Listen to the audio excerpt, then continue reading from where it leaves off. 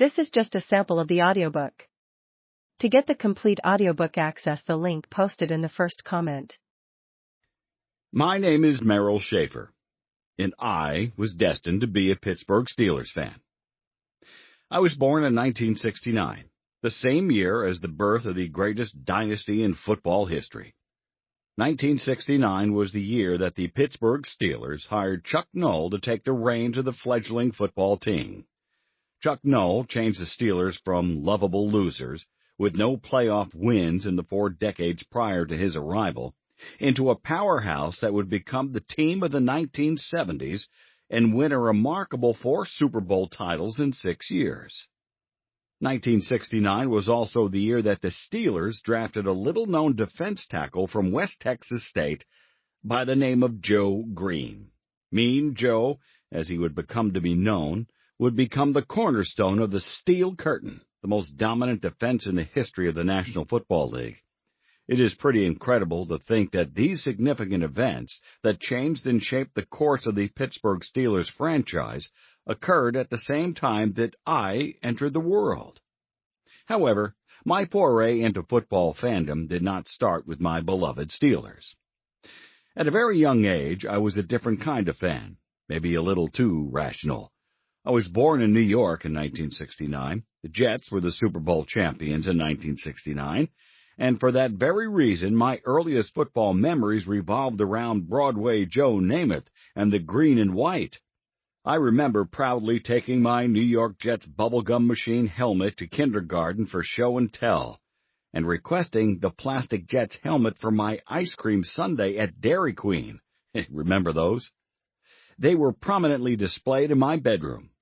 Being the hero of Super Bowl III, with his colorful personality and jet-setting style, Joe Namath was an easy choice as my first favorite player. I am also certain that a large part of the decision was based on the fact that he had appeared in an episode of the Brady Bunch. As a kid in the 1970s, it didn't get any cooler than that. Unfortunately, by the time I was old enough to pick the Jets as my favorite team, Broadway Joe was admittedly past his prime. I remember I guaranteed my father that the Jets would beat the Miami Dolphins during a game in 1974. They did not, and I cried my eyes out when they lost 21-17. Perhaps it was at that point that my allegiance began to change. To be truthful, I was a citizen of the state of New York for only a few weeks. My father was a member of the United States Navy, and I arrived a few weeks prior to his transfer to South Carolina. From there, following the birth of my brother, Jason, we moved to California. My parents were natives of central Pennsylvania, and upon my father's honorable discharge from the Navy, we returned to the Keystone State. We arrived at my parents' home in Danville, Pennsylvania, on Christmas Day in 1973. As we entered 1974, it seemed as though fate was pushing me in the Steelers' direction. My first year as a permanent citizen of Pennsylvania, the Pittsburgh Steelers embarked on a remarkable season that would culminate in their victory over the Minnesota Vikings in Super Bowl IX, which started the team's dynasty of the 70s. Another major event in my life seemed to coincide with a significant moment in Pittsburgh Steelers history. By the time I reached elementary school, my support of the Jets began to wane.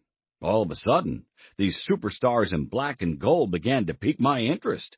They were winning Super Bowls and creating some of the most memorable moments in football history. They had a cast of characters that left a starry-eyed kid in awe of their greatness. Being the odd, strangely irrational young fan that I was, I now lived in Pennsylvania. What better reason could I have to change my allegiance? After the Steelers defeated the Dallas Cowboys in Super Bowl X, I was all in.